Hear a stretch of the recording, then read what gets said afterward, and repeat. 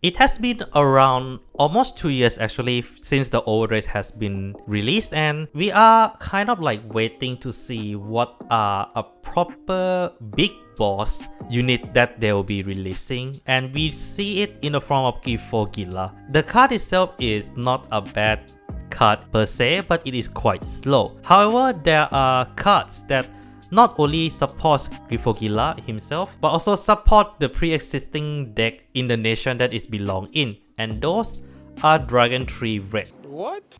I think that's what it's called if I remember correctly. And these cards are more or less a generic card that also belong to a sub-clan or archetype, I would say. But are they good enough at their job? So for this video, I decided to split the ranking into two different parts. The first one, of course, being how well these Dragontree cards play in Griphogila deck as, you know, a support. On the other hand, we also need to look at how well of a generic card this helps the pre-existing deck of that nation.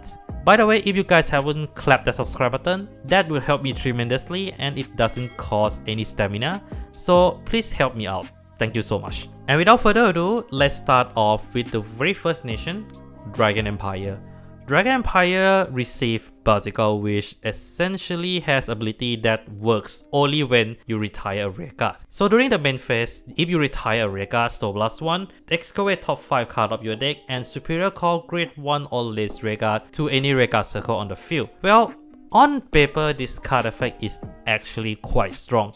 Ability to just build the board in a deck that has a focus on aggression and control, that actually is really good thing. However, this also lead into a lot of problem in board scale. For one, if you're playing this in Griphogila deck, this means that you'd have to build your deck either around grade 1s, which there's not a lot of strong offensive grade 1 in Dragon Empire, or you run Overdress Engine, aka Trickstar. Essentially, you are turning Vertical into a Trickstar calling machine so that you can lead it into different units like Arcs or Escuridea to get a lot of power rush onto it. And at a glance, this doesn't seem like a bad thing until you realize that without Nirvana, Overdress Engine is a little bit harder to play. On the other hand, a lot of decks are highly incompatible with Vertical with the exception of Eugene and Bagra, since those two decks do retire. And there are even decks that are completely not able to mix, like Shodology, which focus on binding rare card instead of retiring. And because of that, Vertical, I would say, is the weakest in terms of mixing with older deck that pre-exist in Dragon Empire, and it's kind of like a big problem with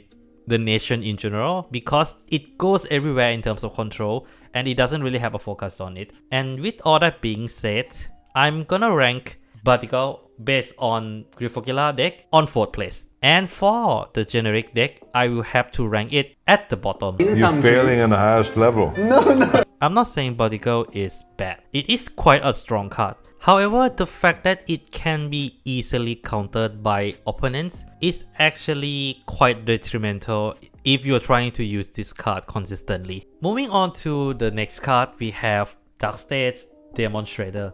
And at a glance, it looks like a good card as well. Ability to Soul Blast 2 to just call any grade 1 or less card from Soul to rare card circle is huge because Dark State is all about Soul, right? Wrong. The problem is that a lot of decks rather have a high number of soul, like Barrow or Chaos. On the other hand, there are also decks that has a focus on soul blasting, meaning that Demon Shredder is completely useless in those decks. However, it is extremely powerful in Griphogila because of the fact that Darkstate does have a lot of very strong grade 1 that gets a lot of power, namely Brainwash, and you know, there's quite a few more cards, but barely Brainwash. And with that in mind, I have to rank Shredder in the generic scale just right above Vertical, and for Griphogila, it is right in the middle at the 3rd place. You definitely can have some decent deck lists with Griphogila with the Shredder, but it is a kind of engine that you require a lot of drive as well. That's why it is right at the middle. It works, it's just a little bit resource hungry. On the other hand, for the generic, you easily work with the deck that have a heavy soul count and doesn't really care for the heavy soul counts or doesn't have a high requirement for it, namely Chaos with Mikani and everything. Moving on to Keter Sanctuary, we have Soda Zakap, a very simple unit with an interesting application. You see, what it does is it gives you a draw every time you call it in the same column as this unit. Even though it only works once per turn, it does refund you the cost that you use to call a rear guard, helping you to keep your tempo and defense just a little bit, as long as you have a cost to pay. But you see, in Griphogila and certain decks like PBO, that is perfectly what it needed, because these decks do not use counterblast as much as some of the decks like Hexa, for example. Hey, that's pretty good. And not only that, Kita is home to lots and lots of generic countercharger that do a lot. Like seriously, every single booster ever since BTO6, it gets some kind of countercharger. Seriously, Bushiro, stop.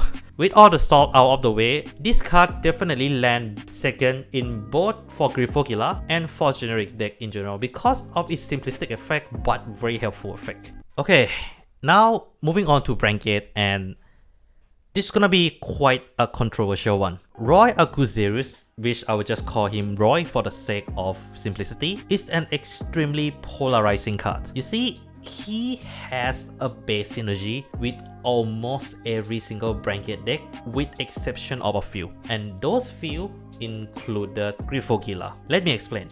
You see, Roy Aguzerus has ability to essentially superior call anything from top 5 as long as you play a set order. You know, the action that you can only do it once per turn, and you have to call it in the same column as this unit. And if you think back a little bit, there is a lot of powerful unit that this card has access to. Boys from Freiheit, which allow you to search, or Bubble Mine for the counter charging, Combine Rusher for the rushing. There are endless possibilities because there are no great requirement to use this skill. Heck, you can even just use the skill to just call Pure Light because you technically can. It's a superior call.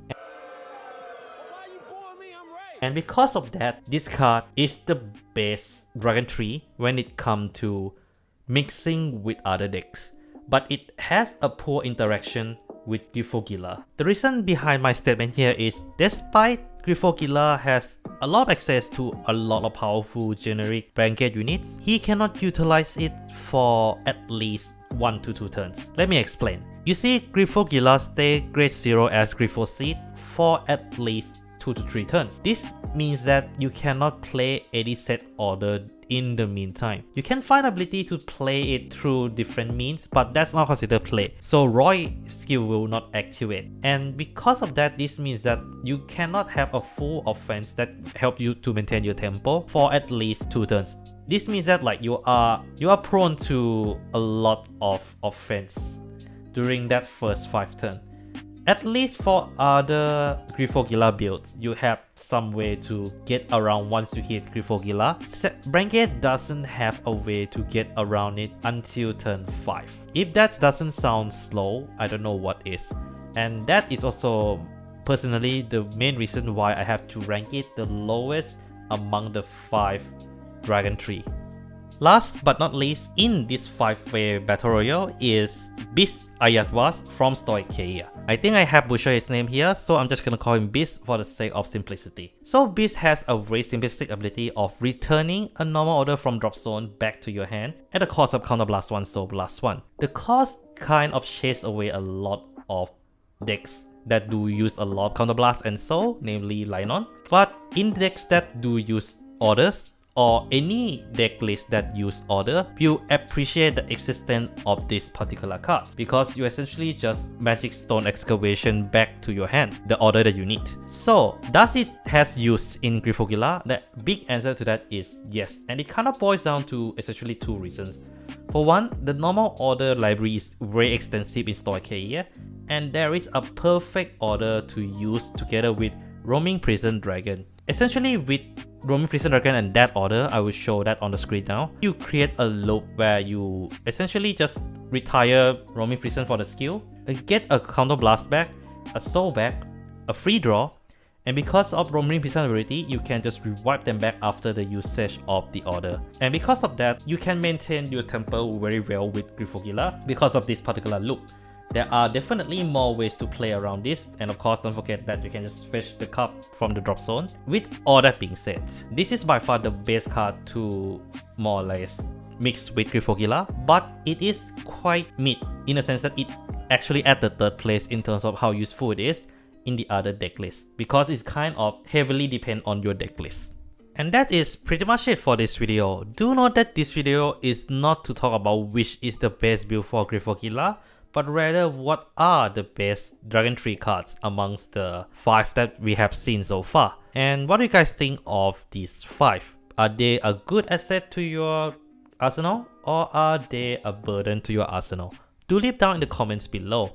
And yeah, that's all I have for today. Take care of yourself, and this is McMegane signing out.